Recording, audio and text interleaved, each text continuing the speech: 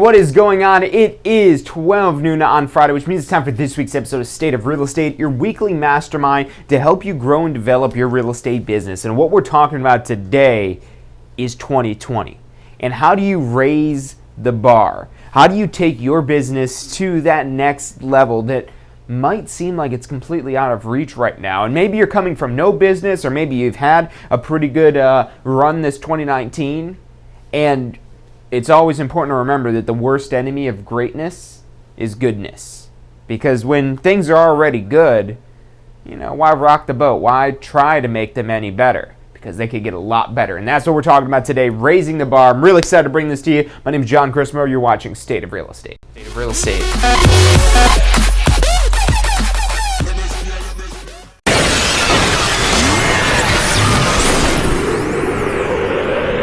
You are watching State of Real Estate. Every Friday at 12 noon Eastern Time. Grow your real estate business. You're watching State of Real Estate.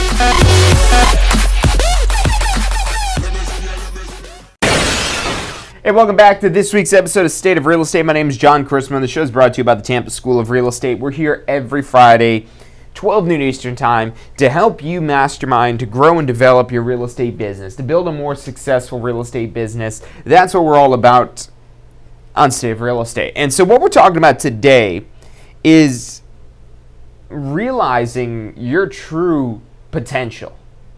That, yeah, things might be good right now, but how much better can they be? And are you holding yourself back from being able to achieve the things it is that you desire because of your current limitations and self-imposed limitations? And the thing with this is you don't even always realize that you're limiting yourself. Sometimes, maybe somebody like with me, I'll still do it, where somebody will come along and say, well, why not now? Maybe if we're speeding something up.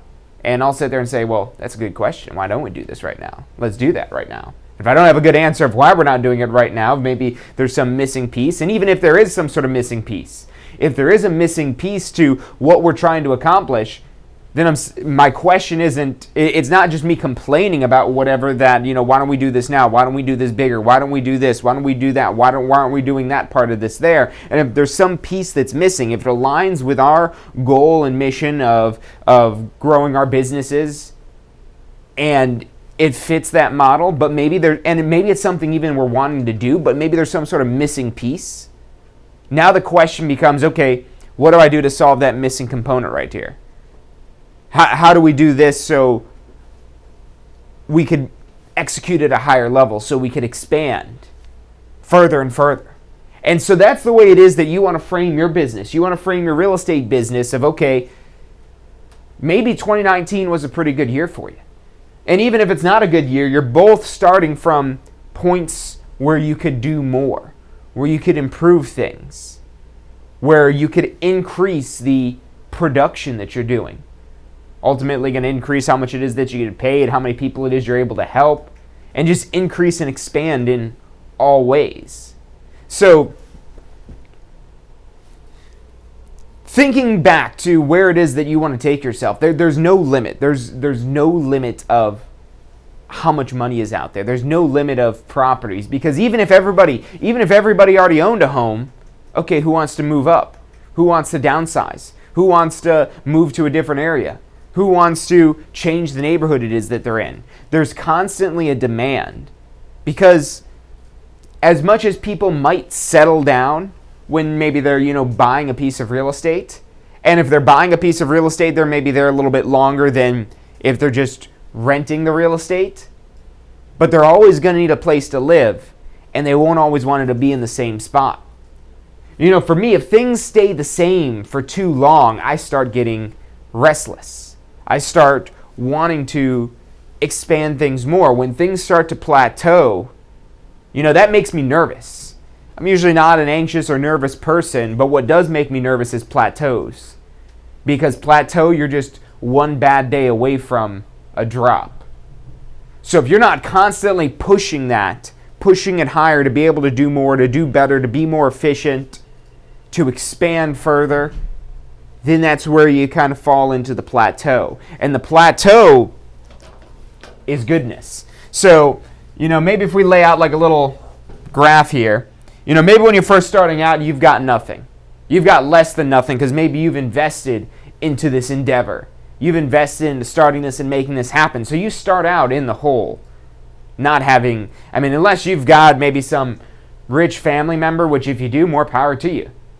If you've got those connections, take advantage of them. I'm not going to tell you, no, do it on your own dime so you've got pride. Look, no one's going to ask you what you had to do to get your real estate license. So whoever it is that's paying for this to get your real estate license to get you started, take advantage of that if you've got that as an option. But probably for most of us, we're having to do it ourselves. And we're making that investment before we're legally able to earn any money whatsoever. So we're starting off this business in the hole. And that's how any business starts.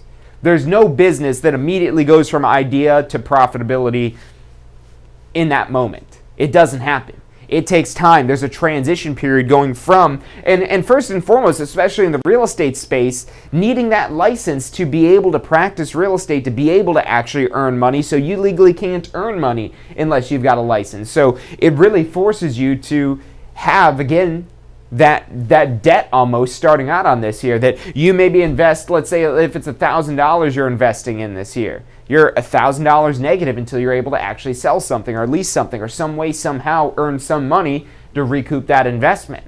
And so that's a scary place to be. Would you agree? Maybe you could do it, but you know that this journey up is going to be difficult. It's going to be trying. There's going to be obstacles. There are going to be things in the way. There's going to be things that don't go the way that you want. There's going to be things where you think it's a sure thing, but then something falls through. That you've got a client that, oh yeah, this is definitely going to work out. I'm definitely going to get a big payday off of this. And then all of a sudden it just fizzles out. And basically that deal disappears from existence and possibility. Something maybe changes. Who knows? But you have all those things that happen that are really trying, that you have to push through to be able to continue to grow your business. But what happens with a lot of agents, and not just real estate specifically, across most businesses, is they're putting in this work to take the business to here. But then once they get the business here, where it might be comfortable, that's where maybe things start looking like that, where things are leveling off. Things are leveling off. Things are, they're good. Now, this wasn't intentional with the way I drew this out here. Maybe it was intentional. Maybe my mind knew what it was doing before I explained this and realized what's going on here. But I like the way I drew this graph. Because you'll notice here, this is pretty much a straight line that, okay, yeah, you're doing the same amount of things. You're doing what's the same. But now this line here showing time. And this one being money. That as we progress in time, you're maybe doing the same amount of effort. That you've got the same amount of effort, that you're investing the same amount of time, that you're doing the same amount of money, and that's all staying the same throughout this process. But what's going to happen over time? The market changes. There's changes in your environment. That if you're not constantly expanding and pushing that further, this is a safer place to be than this. Because if we look at rising up and earning more, generating more revenue, more production, which again translates to helping more people. If you're ever in doubt about why you're getting paid, whatever it is that you're getting paid, ask yourself the question of what are you doing to help these people? What value are you providing that allows you to, in exchange, earn that money? So you're helping, you're not increasing your capacity of how many people it is you could help. You're not producing any more money on top of that. And again, this is comfortable because you can pretty much hit the cruise control in your business and kind of stick it out like this. But going back to what I thought originally was not a perfect drawing, but I think I like the way I've got this laid out here. So you're doing the same amount of things, but now maybe the market, maybe the graph isn't just a straight. Graphs can be deceiving. They can be very deceiving and sometimes intentionally deceiving. Because if we had a straight line like we're supposed to across the bottom here, that's really assuming the environment changes, it doesn't change, it stays the same, and what we're doing today is going to work for 1,000,000 years into the future, which couldn't be further from the truth. Every day there's opportunities to adapt and change. Now, when I say opportunities to adapt and change, there's not requirements that you adapt and change. Very rarely is there a requirement for you to adapt and change. And if you wait for there's a requirement to adapt and change, you're probably too late and you're not going to be able to adapt and change in time to be able to keep up with the market. But constantly you're presented with opportunities to be able to adapt and change and be able to increase this ultimately. So that way you don't care about what's going on with the market if the market is going down, and that's ultimately closing this gap. Because over here, when the market was better when you're doing what you're doing, there's more money to be made, but now market changes, costs rise, maybe you're relying on some sort of advertising platform, maybe you're paying for advertising on Zillow, and Zillow increases their rates. If you're doing the same amount of production, but you have a higher advertising cost now, that's less money you're able to walk away with. And there will always be, if you're trying to grow your business, you're going to have increasing cost. But even if you're not trying to grow your business, because just by working with more people and having a larger base of clients, even if you're not working with more people at the same time, you're just working with overall a higher total number of people, you have a larger audience ultimately that might come back for business for you, but again, that's going to increase your cost to be able to stay in touch with them previously. So if you might not always have rising cost, but if you budget and plan for rising cost, if the costs rise, okay, that's fine. You've already planned for that. And if the costs don't rise, oh, fantastic. We're making even more money because we planned for costs to rise and costs did not rise. So going back to the topic, the title of today's episode of raising that bar. If you found yourself here, where that is your bar, that's what you've established as your status quo, as you're comfortable, as you don't have to do anything else. Yeah, you got to maintain what it is that you're doing, but you keep doing that and everything's good. Even if you're able to pay your bills and feed your family and so on and so forth, if you're not growing in some way, you're going to start to feel restless. Maybe your business isn't growing, but maybe you've optimized your business to be more efficient, so that way if you do want maybe more time with your family or more time for a vacation or more time to travel or more time to do whatever it is that you want with your time, maybe even starting up at a whole nother business or whatever the case may be, it's now about an efficiency game. You should always, though, be playing that game of how do I increase production? How do I get back to this? How do I get back to that growth and scaling? Because what got you to here isn't what's going to take you to here. And then what takes you to here isn't going to take you to here. And again, you're constantly adapting what it is you're doing and how you're approaching your business to be able to continue to move this and grow this and increase this. Because if you're not intentional about doing that, if you're just kind of, doing your job, what your day-to-day duties are, without any projection towards the future, not only is this going to happen to the market, but your business is eventually going to shrink. It's going to contract if you're not adding any fuel to the fire, because what's going to happen? You're going to run out of fuel. The fire is going to burn out eventually if you're not constantly maintaining it. But it's not enough just to maintain that fire, because again, you've got the market closing in on you constantly. Even if you're brand new to something, even if you've made some sort of invention, again, getting outside of real estate, if you've got some sort of new invention, some brand new thing that solves a problem that people know they had and there's been no solution for this problem and you've got the solution, you might have a wide open market to begin with, but what's going to happen? Competition's going to creep in. Even if it is a blue ocean wide open market right now, it's not a question of is it open, but how long is it going to continue to remain open? How long before the sharks start smelling the blood and they come into your blue ocean and they start encroaching in? You have competition coming in, and that's again the market changing. And if you're not constantly increasing this, that's where you're much more likely to be affected by changes in the market. The market could be closing in on you, but if you're continuing to push that boulder up the hill and expand further and raise that ultimate bar for what it is that you're trying to accomplish and do, then yes, this isn't good. Nobody wants this to happen where the market rises or changes and causes, our business to become less profitable. But you don't want to just sit there and complain about it. You want to do something about it. You want to take control of what you can take control of, which is your business. of how can I expand my knowledge to be able to make more money faster in a more efficient way, to be able to serve more clients, to be able to work with multiple people simultaneously if you're not doing that already, or if you already feel like you're at your limit of how many people you work with simultaneously, how do you expand that even more? And again, getting to these different stages, these different levels of increasing your business, there's going to be new skills it is that you've got to learn. Because some point you're going to realize that there's only so much you could do on your own. When you're first starting out, your mindset is really all about making every dollar, every penny almost, going as far as you can. Which there's a lot of cost in this initial phase here of not just getting licensed, but maybe getting those first deals and getting access to electronic lock boxes and joining the Association of Realtors and things like that are other things that are, again, not always required to practice real estate, but pretty essential if you're trying to make a career out of this, that you have these costs here. And so what you're doing in this stage for most people is, again, looking at this to make sure that you don't run out of money. But then when it gets to the point of, okay, I've got money, so I'm not going to run out of money, people don't keep thinking about, okay, well, how do I get more money?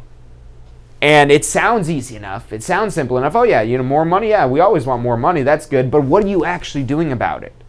What are you doing to really achieve that higher level of income? So we're going to take a quick commercial break, but when we come back, I want to talk about some tactile, tangible things. I know we're talking a lot about mindset today, and that's really what I wanted to do on this episode because we're heading into 2020. We've got a couple weeks still. So you still have time to plan and strategize of what you're going to be doing in 2020 to make 2020 the best year ever. So think. Have you completed your post-licensing education yet? Look, I know you're probably thinking, hey, it's not my renewal deadline. I don't need to do post-licensing yet. But look, here's why you want to do post-licensing as soon as you've got your real estate license, as soon as you're able to take post-licensing. It's not just another course about arbitrary laws that you're never going to use again.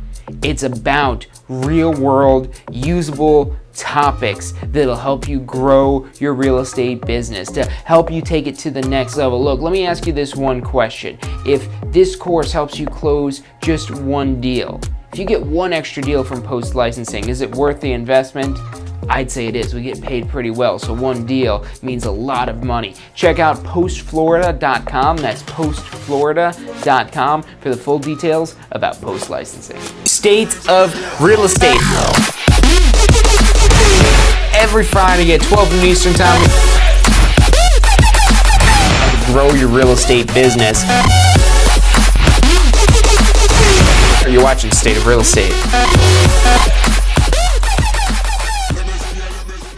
Have you completed? Hey, welcome back to this week's episode of State of Real Estate. I'm John Christma. The show is brought to you by the Tampa School of Real Estate. And what we're talking about today is to take 2020 to a place that you've never been before, to a level of success that you've never achieved before.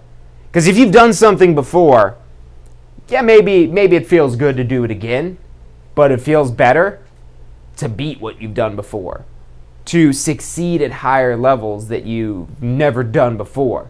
That's a euphoric feeling that I don't think can be matched. And maybe I don't know, maybe you know some sort of trick, but I like succeeding and really being able to be better in everything it is that I'm doing, because then I see progress. Then I see because I know that there's no overnight successes. There's no, you go to bed one night, you wake up the next morning, you're a new person. That doesn't happen. It happens little by little, day by day, that you're just perfecting little things here and there. But then again, it gets also getting back to your business here about perfecting the right things. When you've got no money, when you haven't brought in any money, when you're brand new in real estate, yeah, you're seeing, okay, well, what can I do that I money? And no longer is saving money as important. And so what you've got to remember is you will always have a finite amount of money that you're able to save.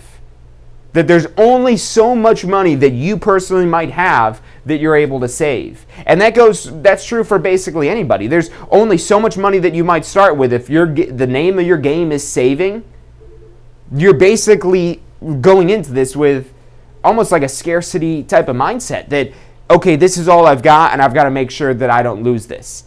And that's good in the beginning, but once again you start generating income, you've got to quickly adapt to, okay, yes, I am spending money, and if I were to ask you, do you want to spend $10,000? And if I didn't tell you what it was for, so would you spend $10,000 regardless of what it's for? No. Now, maybe I would say something like $1. Would you spend $1? If would you give me $1 for a mystery gift? They could be worth much more than $1. Would you give me the $1? Maybe you'd give me the $1. But if I said give me $10,000 for the mystery gift, you're like, yeah, that's all right, your mystery gift, maybe it's worth more, but $10,000 is a lot of money. But what if I told you, I'm not telling you what that mystery gift is, but what if I told you, hey, give me $10,000 for this mystery gift, and the mystery gift will give you back $20,000.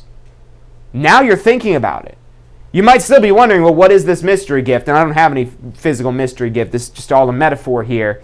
But if you have money to invest, whatever that dollar amount may be, because it's different for everybody of the relative importance of that dollar or $10,000. But you've got to make that shift to looking at things, and there's nothing that's guaranteed. There's nothing that you're going into something and it's just going to work.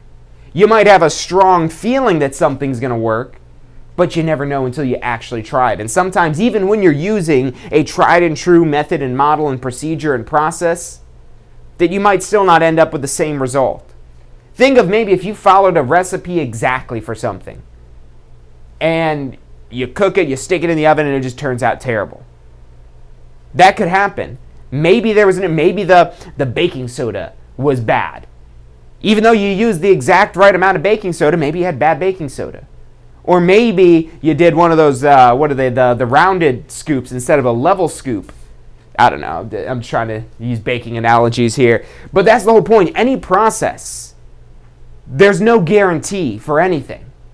So even when you're operating off of good information, which is what you want to start out with, you just don't want to go head into the kitchen and say, well, sugar tastes good and flour tastes good, so let's just throw this together until we figure out a combination that overall tastes good.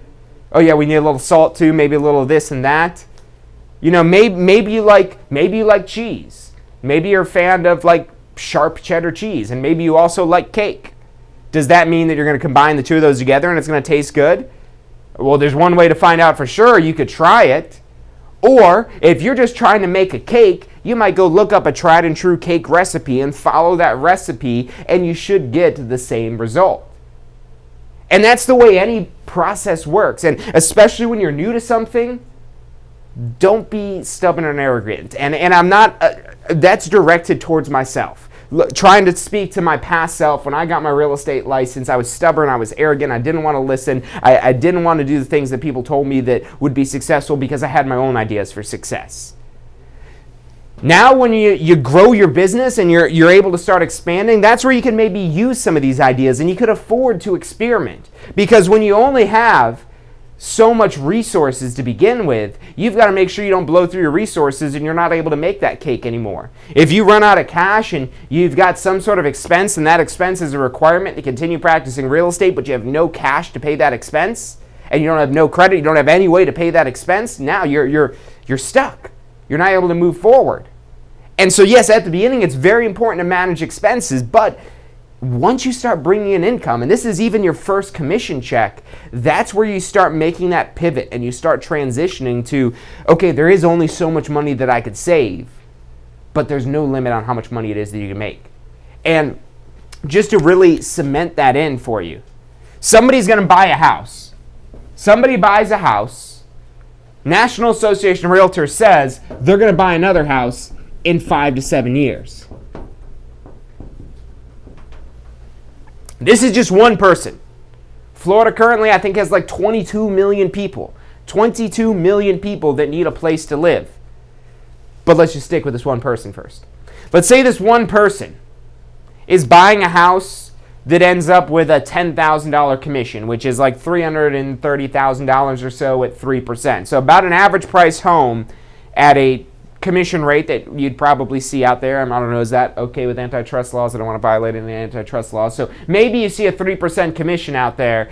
probably what you see. That seems to come up a lot. I don't know why, but there's, let's say you're getting a 3% commission, $330,000 sale price. It's about $10,000. We'll just call it $10,000 to keep the numbers even. Now, there are times when a consumer will buy something when they spend $10,000 and they're only going to make that purchase one time in their lifetime. But with housing, that's not the case. In 5 to 7 years, on average, again, that's the average, which means there are people that do this quicker and there are people that do take longer to do this as well. But on average, 5 to 7 years, they're going to buy another house. And usually people are moving up. Sometimes they do move down, but sometimes they're moving up. And even if they're moving into a smaller house, it's usually in a better area, which again is a higher price point. They're usually building equity over this time, so they're able to invest in that more expensive property. So now in 5 to 7 years, when they're buying that move-up home, now maybe all of a sudden your commission is $15,000. And then you know what's going to happen in another 5 to 7 years? Well, another 5 to 7 years, they're going to buy yet another house. They buy another house, and let's say they've really been doing well now, and now you're getting a $30,000 commission. And this might be over the course of 5, 10 years. 10 years on one person, 30, 15, and 10. $55,000 in commission. Not $55,000 worth of home sales, but $55,000 worth of commission, assuming and now this is a little bit more on the more aggressive side here, assuming 5 years. Maybe it's only 7 years that they're moving. But then 7 and 7 is 14, about 15 years, $55,000 off of one person. And you might say, well, John, across 15 years, I would hope I would make $55,000. I'd want to make at least $55,000 in a single year, or maybe in a single month. Hey, the good news is, you're not limited to just work with one person. You could do this process across the 10 to 15 years with every client it is that you have. So when a client comes in and you look at them as a potential $10,000 commission, you're selling yourself short. Because there's no reason why you shouldn't be the realtor that they use in 5 to 7 years, and then in another 5 to 7 years as they continue to buy new real estate. And what also happens along this time, so people aren't just worth that initial transaction. They're not just worth that $10,000. This one, again, this process, this escalation, and now they have moved up quite a bit here. And will that happen to everybody? No. And will everybody move every 5 to 7 years? No, that's just the average. But if we take this, believable, understandable, completely possible situation, maybe it's not $55,000, maybe it's only $40,000 or $45,000. But even just $40,000, or even if they bought the exact same price point, you only made $10,000 per transaction, $10,000, $10,000, and $10,000, that's still $30,000. What else can you do? What else can you sell that everybody needs, that off of one person you can make maybe $30,000, maybe $50,000, maybe $100,000, because this is all relative to the price of the property and the rate of commission it is that you're charging. So maybe this is typical for your business, or maybe it's not. Maybe you're in an area with a higher price point where you're going to have much larger commission checks. You watch these shows like $1 Million Listing in New York City. And a lot of these reality shows, there's a lot of scripted and staged things, but one thing that's not fake there is the prices of that real estate. There's multi-million-dollar pieces of real estate with, again, those 2, maybe 3, maybe even 4% commissions, maybe even higher. But now we're not talking about a $10,000 commission. We're maybe talking about a $300,000 commission in one transaction from one person. And again, it's not just you've got one client, and that's a big part of this, of raising the bar to be able to continue to grow your business. Yes, this one person maybe could be potentially worth $60,000 across the next 15 years, maybe 10 years. Maybe they're not, though. Maybe there's some sort of falling out along the lines here, of maybe you just not actively continuing to stay in touch with them, you not actively following up. Maybe that happens, or maybe they move away, or maybe they die, or whatever might happen that causes this chain, this cycle to break. And that's what you can take control over. We ultimately cannot force people to buy or sell a home, but we could force ourselves to work with more clients. That's what you do have control over. You don't have control over the buyer or seller. You do not. You might have influence. You might have a strong level of influence if you might be confused and thinking you have control. No, you never have control. You ultimately do not have the final say over your clients, over your buyers and sellers. You might have a strong level of influence, and that's good to have, but you still don't have control over them. And if they say they want to do this and they're set on that and there's nothing you can say to change that, then you're not changing that. But what you can always control is your actions. And you can control maybe not that buyer or seller, but the number of buyers and sellers that you're working with. And the sooner you take control over that, you take control over the growth of your business, and you learn as quickly as possible that not every client results in a sale, and because you understand that not every client results in a sale, that you're going to double up, triple up, quadruple up, 5-time, 10-time up on the number of clients it is that you're working with, because you know some of it's going to fall through. And going back to, your life cycle as an agent and your growth and development process, when you're starting out, that's when you're probably going to have the highest rates of failure with transactions. Because you're still learning things. You're still getting accustomed and used to this whole process. But as you continue to push that boulder up the hill and grow and develop yourself as well as your business, it'll get easier. There'll be less fall through. You'll know the things to say in advance because you've been there before, you've done it before. Training can take time out of the equation on that. Being properly trained, knowing what you're doing, having confidence about what you're doing, that takes time out of the equation. And that's, again, one of the big problems when I started my real estate career is I did not open myself up to training, not right away at least. Now I've got hundreds of books that I constantly go through, and I'm trying to increase my level of knowledge. Back when I got my real estate license, I didn't do that. I didn't do anything really to develop myself. I've read a book or two up until that point. But that getting knocked down and kicked down when I tried to start in real estate because I refused to, again, open myself up to tried and true methods and procedures. I was under the impression that, there's so many people with a real estate license. There's so many realtors out there. How am I going to be unique? How am I going to stand out? How am I going to be better? How am I going to be a better option? Why would people want to use me? And I was so focused on that and developing that reason why people would use me and why I'd be unique and why I would stand out and why my marketing would be better and all these things of what I thought was important. It wasn't. I was under the assumption that being that there's so many people with a real estate license, this must be extremely competitive here. And there is competition in real estate. I'm not going to tell you that there's not, but it's not that competitive. It's very cooperative on the contrary, where agents are willing to work with each other and split commissions when we cooperate on deals. And realizing that you don't have to be unique for the sake of being unique, or when you're starting out, there's hundreds of thousands of people, there's probably millions of people on the planet with a real estate license. And if they've been able to do this and they've been able to figure it out, then you should be able to as well. But why risk falling on your face when you could be preventative? Where you could have something that tells you how to walk that tightrope so you don't fall hundreds of feet to the death of your business. Of that, you've got to breathe this way and you've got to step this way. And maybe once you're able to do that, then you could tweak it and modify it and make it your own. But take what's tried and true and what actually works. Execute on it, because that's what I realized. It's not about being unique.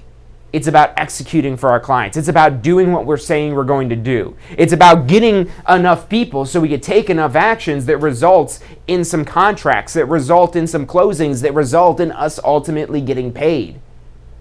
So don't rely on just one of anything. I've said this before, the whole one and you're done thing. I've said that many a times. And it's something I've got to constantly remind myself of. Despite, having known this for years and understanding this, and I see it more every day. The more it is that you expand, the farther it is that your reach goes. You're diversifying yourself to a certain extent. You want to be diversified across your clients. If you've got all your eggs in a one client basket, and maybe you've got a very demanding client that demands you 24/7 just be around them, which I don't think that's ever happened in real estate, but let's say that's your client, that you've got one person that demands 24/7 all of your time, all of your attention, all of your resources, then yeah, you can only work with that one client, and then if they don't buy anything, you basically were working for free. Versus going back to something more normal where they don't demand you 24/7, that you might be able to stack up and you might be able to do maybe 3 different showings, and not just one property showings, but multiple property showings across a Saturday, where you could have 3 clients that you're simultaneously maybe trying to help buy a home. Or if you really want to scale your business and be able to do this in a way that's more efficient, listings take significantly less time. They take effort and time and work to get them in the first place, but once you've got the listing, it becomes much more scalable to have multiple listings, because you're not having to physically show the property. You've got other realtors bringing their buyers and showing the property themselves, and that's the advantage of using those electronic lock boxes. You could open that up to where any realtor could access it at certain times in certain places, or with your approval or the seller's approval if necessary. That you could do all of that, and now you don't have to be the one physically there, and this allows you to multiply yourself. But that does come at a cost. Again, this whole cooperative type of arrangement we've got with other real estate professionals, maybe we've negotiated a 6% commission with our seller, and typically you would maybe pay out half of that to a cooperating broker. That's up to you ultimately how much it is. It's, again, a negotiated amount that you set up in your listing agreement of how much you pay to a cooperating broker. But the reason why that's so commonplace, that happens with probably 99% of transactions that close, are a result of cooperating brokerages, that one broker represented the seller and another broker represented the buyer. Most transactions are closed that way.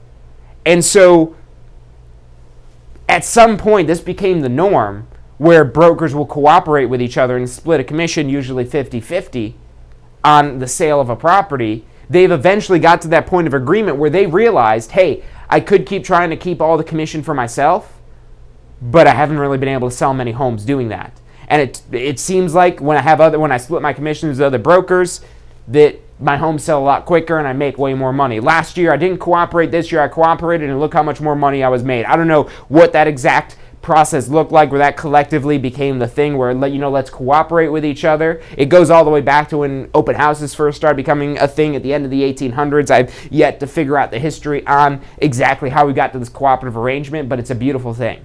It's a beautiful thing because we're able to collaborate and bring our resources together to be able to get these transactions done in the most efficient time possible. So it's possible. You're living in the day and age with the technology available, with the environment of cooperation available for you to succeed. You just have to go out there and execute and take the appropriate level of action to exceed at the level it is that you desire. And if there's one thing it is that you do, set your bar higher. Set your bar higher. It's better to not achieve a high goal than to achieve a low goal. Because when you achieve that low goal, oh yeah, you get that little bit of satisfaction that, okay, cool, yeah, things are going good. I was able to figure out real estate, until the market changes and you're not doing anything to expand and you're not able to keep up with the changing market. So you constantly want to be pushing yourself to grow and develop, and you do that, and you will have ultimate control over your business, where you're not worried about the market changing, where you might be aware of changes, you should be aware of changes, but you're not worried about them, because you know if you continue to grow and develop, that no matter what the market is, that you'll be able to find success. And that's what I want you to do in 2020. I want you to raise that bar higher, to maybe get outside of your comfort zone. If you're in your comfort zone, you're in that plateau complacency level. If you feel comfortable, if you're not getting a little stressed out and a little nervous, and depending on your tolerance to that, because when you start doing something new, when you're walking away from what's good, what works, what you know, and you're trying to expand, it's motivating you because you see that light at the end of the tunnel. You might be able to barely make it out, but you know that there's a mountain peak out there somewhere, and if you keep climbing, you'll eventually get to the top of that mountain. You might not see the top yet, but you know it's out there, and so you keep going. But now you're walking away from the safety and security that's your base camp. That you set up shop here at this level of business, and there's higher we could go, but we're comfortable here. We like it here. We keep doing what we're doing, and it's all fun and games until maybe the earth is flooding or whatever happens, that all of a sudden you've got to get out of this base camp. You've got to go to a higher level. And if you've been here for too long, you forgot how to do this. That happens over time. The longer it goes that you're just plateauing, that you're just complacent, you forget how to have that drive. But the good news is, it's not gone forever. It could be reinvigorated. It could be reignited. And sometimes it's easier to do than others, but it can be done. You could reignite that growth and development and continue to push your business further and be able to find success in any market. So look, that's all I've got for you guys today. Thank you for tuning in. I hope this show has really kind of helped get you in a good mindset for 2020. We've got a couple weeks left. We've got the holidays, Christmas, New Year's, all that stuff going on right now. I think Hanukkah's like starting or something like that. Kwanzaa's sometime during here. There's like Boxing Day in Canada, wherever it is that you're watching from, whatever holidays it is that you celebrate. Don't let those overwhelm your thoughts, because it's very easy to just get engulfed and consumed by holidays, whether that's Christmas or New Year's or whatever it is that you're celebrating. It's very easy to get consumed by that. And then when it's all over, you're left with that empty feeling. And you're like, all right, well, maybe I look back at my real estate business. Maybe I look back at, trying to grow and develop that.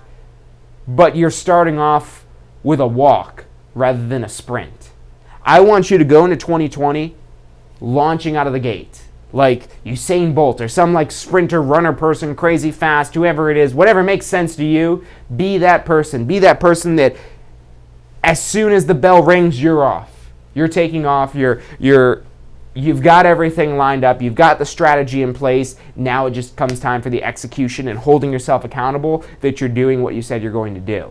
So think about that. We still got some time before 2020, but this will help you set your 2020 up for success. If you've got questions about starting a real estate career, maybe you need to take post-licensing. Look, if you have not taken post-licensing yet, you're doing yourself a disservice. The post-licensing course is much more relevant, much more informational for your business than what you're finding in pre-licensing. The pre-licensing you took to get your real estate license, all that stuff you had to study for your exam, that's to make sure you don't go to jail. That's to make sure you don't lose your real estate license, so you know what's going to happen if you do these things bad and what you're not supposed to do. That's a great foundation, because that's going to keep you out of jail, and it's hard to make your millions from a jail cell, so let's try to avoid that. But if you've already taken the pre-licensing, you should know that stuff, especially if you've been able to pass your exam. So now comes actually learning how to build a successful real estate business, and that's where the post-licensing has real-world information. It's just not laws and rules again like you had in your pre-licensing course. It's actual stuff that you're going to enjoy at a much deeper level. Unless you enjoy laws, then you'll probably like pre-licensing better. But if you're not a person that just gets like excited about laws, then post-licensing, you're going to find it much more relevant, much more applicable to where you're learning things you probably thought you were going to learn when you took real estate classes in the first place. You might remember when you got your real estate license and thinking that you're going to go in there and learn all this cool stuff about how to do open houses and how to convert a for sale by owner to a seller and how to close buyers and how to present offers and all this fun real estate stuff, coming up with values of properties and doing it in an actual tactile, real way rather than theory of it. So you get excited about all these things that you're going to learn, but then you come into pre-licensing, you learn a bunch of laws for a really tough exam, and then if you're able to pass that exam, you're thinking, oh, you know what, let me just go figure this out because I don't want to take another FREC course. The FREC doesn't seem to like me. They made me take that really hard course about laws and rules. And yes, that's a requirement for everybody to get your real estate license, that unless you're one of those specific exemptions that you're probably not. Call us if you want to find out if you are, maybe 813-333-2676. But you're taking this course, you're learning these laws and rules, and then you lose faith on this process because you're like, okay, I got laws and rules. I've got those down. I don't need those anymore.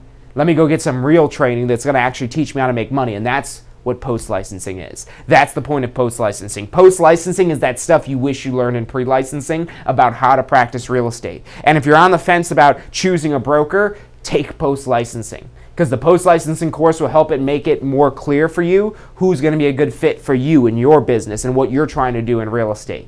Because you'll have some knowledge to go off of.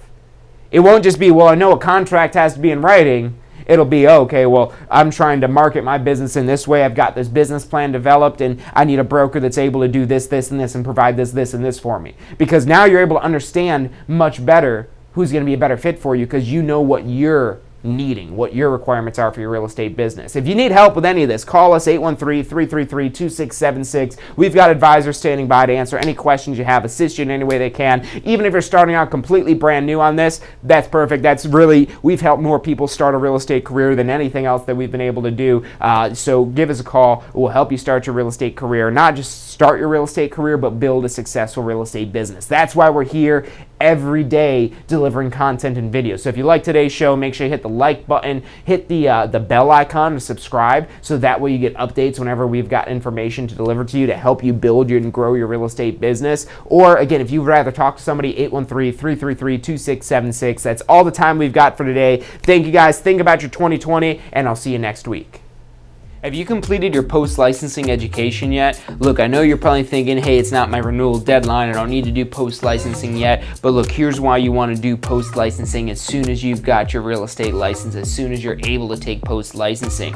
It's not just another course about arbitrary laws that you're never going to use again.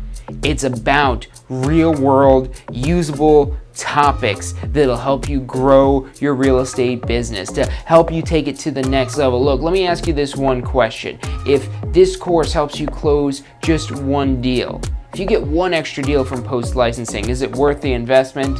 I'd say it is. We get paid pretty well, so one deal means a lot of money. Check out postflorida.com. That's postflorida.com for the full details about post-licensing. State of real estate.